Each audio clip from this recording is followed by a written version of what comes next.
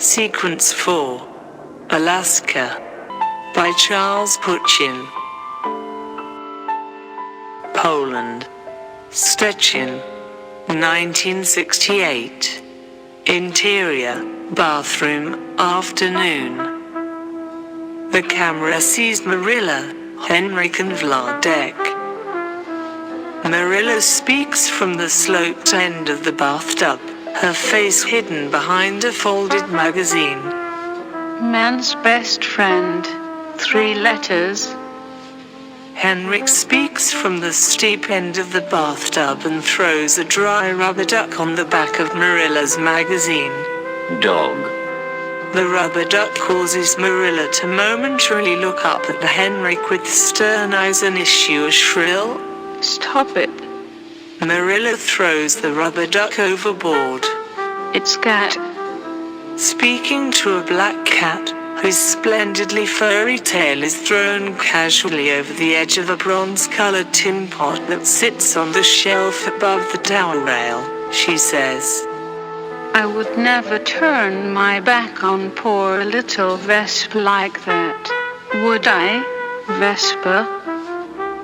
The cat, Vespa, remains motionless, which Marilla interprets as assent. "But exactly, I wouldn't." Vladek speaks from the cast-iron tractor seat bar stool and turns away from his own reflection in the mirror. But you'll mess up the whole thing. A towel is wrapped around Vladek's neck, and his upper lip is half covered in a thick layer of shaving lather. The other half drips from the razor blade onto the floor. The rest of the words won't fit. Marilla grimaces and hides her face behind the magazine. She mumbles under narrowing eyes, "That's what you think." There is a knock on the bathroom door. "Children, will you go down to the store and buy cigarettes for Tata? And can you go to Popropinski's and pick up some dessert?" "But I'm not done with the crossword yet. And Vladek is shaving." "Vladek is what?" I'm shaving. "Don't be silly, Vladek. You're wasting precious lather." But I want to look proper for supper. I will soon be 13, which means that I will be playing in the big leagues, which means that I can no longer get away with untucked shirts and sloppy grooming, which means that I have to start preparing now or otherwise look like I fell out of a Christmas tree when Babsha comes around for birthday, or when Miss Nowak calls on me to stand in front of the class as they sing happy birthday. Vladek puts the razor to the lathered half of his upper lip. "Miss Novak. Well, now I understand why you're suddenly so preoccupied with beauty." Suddenly preoccupied. Vladek throws out his arms in exasperation. Shaving lather flies from the razor and lands on the wall, narrowly missing the sleeping Vespa. "Oi." Sometimes I feel like I'm the only one in this house who cares at all about beauty.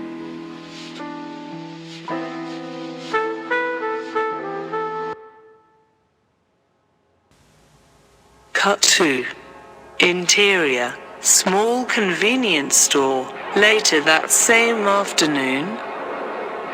From a low vantage point, the camera sees shelves of newspapers, cigarette packs, aftershave, cheap toys and painkillers bathed in a harsh, yellow light.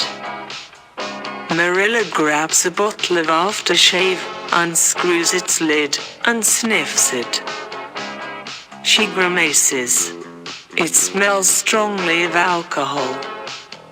From the low vantage point of Vladek, the camera sees the man behind the checkout counter.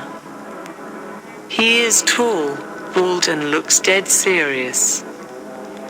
Brown-rimmed bottle-bottom glasses sits on top of his well-oiled, chestnut-colored mustache, framing his squinting, pig-like eyes. He wears a yellow slip-over on top of a bird-themed, short-sleeved shirt.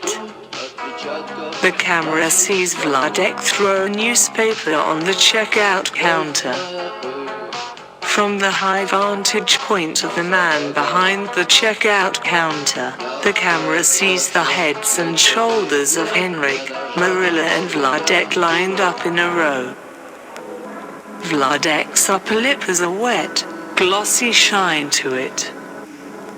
His hair is oily and combed to the side in an excessive combava.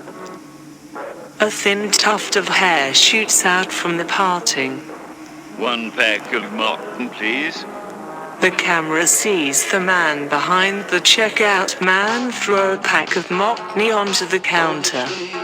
Much obliged. The camera sees Vladek slam a coin onto the counter. From the high vantage point of the checkout man, the camera sees the row of tiny heads and shoulders march to the left and disappear out of frame, followed by the sound of a door opening and the ring of a tiny doorbell.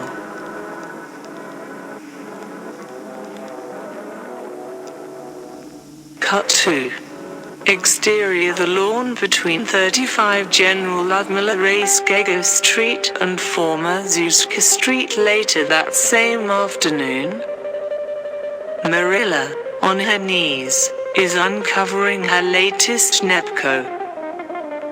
Henrik and Vladek hover behind her as she digs through the crusty soil near the trunk of a wimpy-looking birch tree.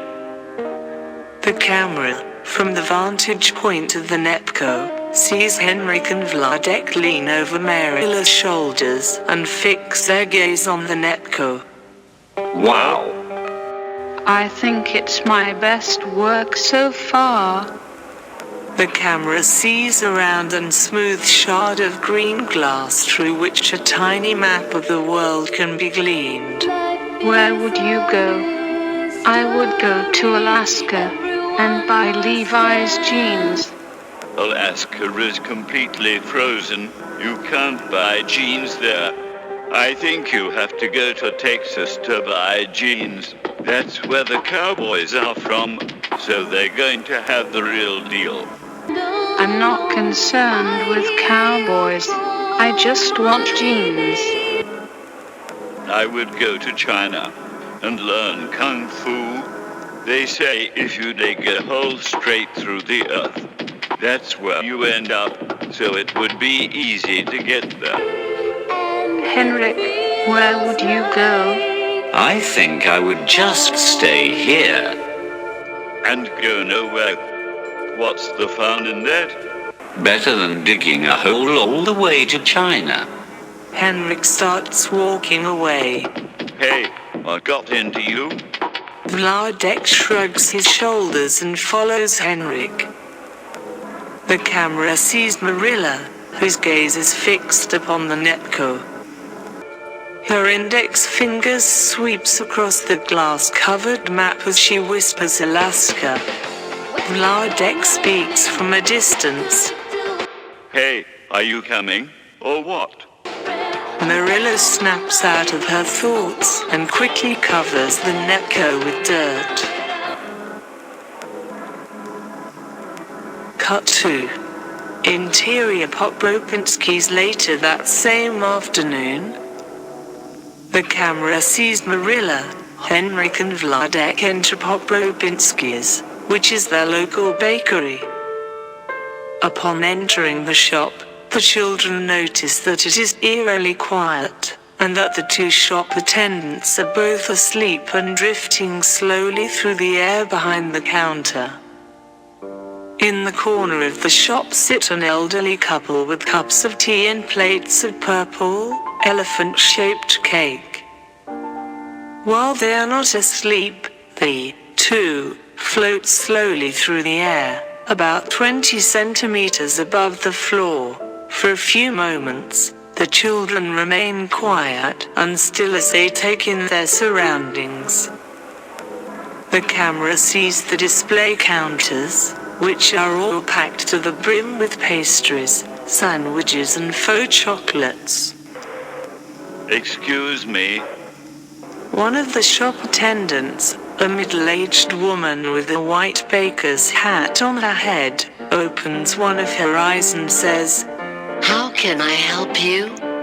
The shop attendant closes her eye and continues to float through the air, her head perilously close to the ceiling. Vladek puts his hands in his pockets and looks over at the elderly couple in the corner, who smile at him and give him a little nod and thumbs up. Do you have any Sonic? The shop attendant opens the same eye and speaks as her head crashes gently against the ceiling. "Beg your pardon?" Cheesecake. Do you have any? "Oh, yes, cheesecake. Yesterday we had cheesecake until the cows went home, didn't we, Mushek?" The second shop attendant, a long-haired man with tinted glasses, who is floating upside down in front of the tea menu on the wall behind the counter, opens one eye and speaks. Something quite like it, Magda. Ha ha. Ha ha. Leszek and Magda laugh in unison for a couple of seconds before their eyes once again close and they fall completely silent. Magda's head bopes against the ceiling like a day-old balloon. The children once again look at the elderly couple in the corner, who simply shrug their shoulders and continue to drink their tea and eat their cake. The children exchange blank looks before Henrik walks behind the counter and grabs hold of the two shop attendants' feet and drags them through an open door that leads to the shop kitchen. Moments later, the camera sees Henrik return to the shop and take a cloth bag out of his trouser pocket and begin to fill it with pastries. Without hesitation, Marilla and Henrik run behind the counter, shrieking with glee, and start filling their own bags.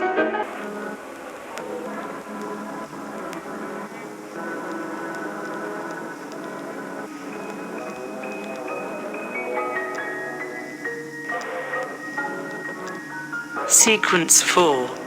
Alaska by Charles Putschkin.